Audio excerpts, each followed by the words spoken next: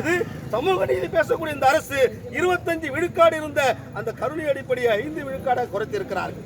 இப்படி பல விஷயங்களே சொல்லியிருப்பாங்க. இப்படிப்பட்ட சூழ்நிலையில் அதன் பிறகுதான் நமக்குள்ள கடுமையான கோபம், இது சரியானதில்லை, நாங்கள் இந்த பெரா கூட்டமைப்பு உயர்மட்ட குழு உட்கார்ந்து பேசணும், முடிவெடுத்தோம், திரும்ப 9 அம்ச கோரிக்கை ஆக்கணும், அதுல கிராம உதவியாளருக்கு வரையறுக்கப்பட்ட காலமுறை ஊதியம், நீங்க எல்லா கோரிக்கையும் இதுல இருக்கிற காமன் கோரிக்கை எல்லாருக்கும் பொதுவாக இருந்தாலும் கூட எல்லா அரசுடைய கோரிக்கை கூட்டு இல்ல, பொறியியல் இல்ல, அப்பளம் இல்லை என்பது. ஆனால் கிராம உதவியாளர் கோரிக்கை சோரே இல்லைங்கிற கோரிக்கை இதை யாரும் மறுக்க முடியாது.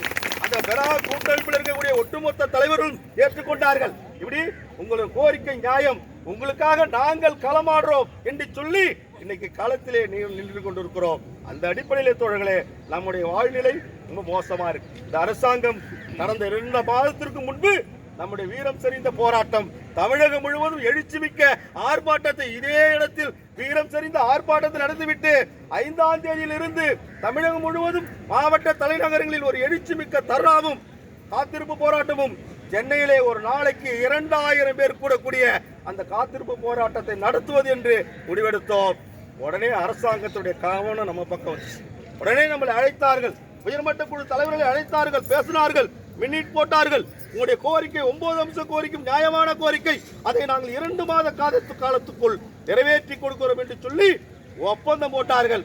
ஒப்பந்தம் போட்டுட்டு என்னன்னா தேர்தல் அறிக்கை மாதிரி ஆயிடுச்சு ஒப்பந்தம்.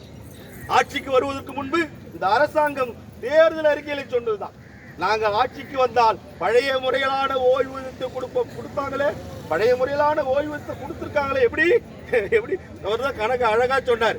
அதே மாதிரி நாங்கள் ஆட்சிக்கு வந்த பிறகு பகுதி நேர ஊழியராக இருக்கிறவர்களை, சிறப்பு காலமுறை ஊதியத்தில் இருக்கிறவர்களை வரையறுக்கப்பட்ட காலமுறை ஊதியத்திலே கொண்டு வர என்று சொன்னார். இன்னைக்கு சத்துணவு ஊழியர்கள் வீரம் செறிந்த போராட்டத்தை நடத்தி கொண்டிருக்கிறார்கள்.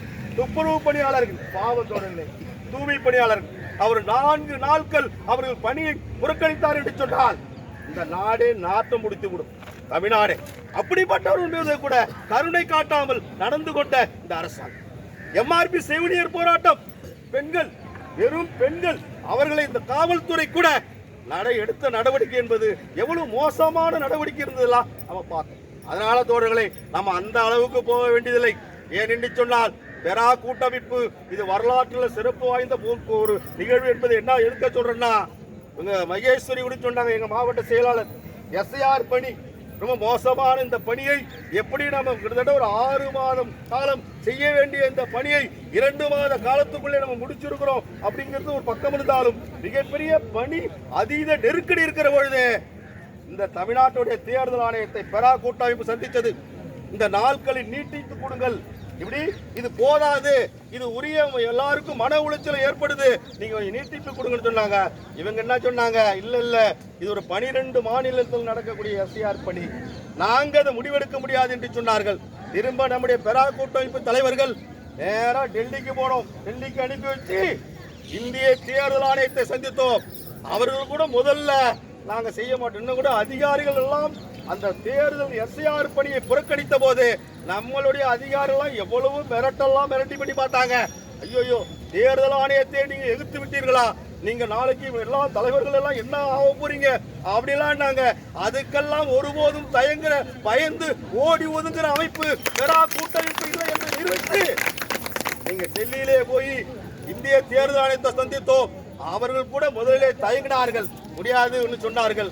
இல்ல, நாங்களும் எங்களுடைய பணியை நாங்கள் பரிசீலனை செய்ய வேண்டியதா இருக்கும், மறுபரிசீலனை செய்ய வேண்டியதா இருக்கும் என்று சொன்னவுடன் இந்திய தேர்தல் ஆணையத்தையே நம்மளை திரும்பி பார்த்து 9 நாள் அந்த எஸ்ஐஆர் பணிக்கு நீட்டிப்பு வாங்கி கொடுத்தது இந்த பெரா கூட்டமைப்பு. அப்ப இந்திய தேர்தல் ஆணையத்தையே நாங்கள் திரும்பி பார்க்க வைத்த இந்த கூட்டமைப்பு எங்களுடைய 9 அம்ச கோரிக்கை என்பது இந்த அரசாங்கத்தை பொறுத்த மட்டில் நீங்கள் நியாயமா செஞ்சு கொடுத்தாதான் நல்லது. உங்களுக்கு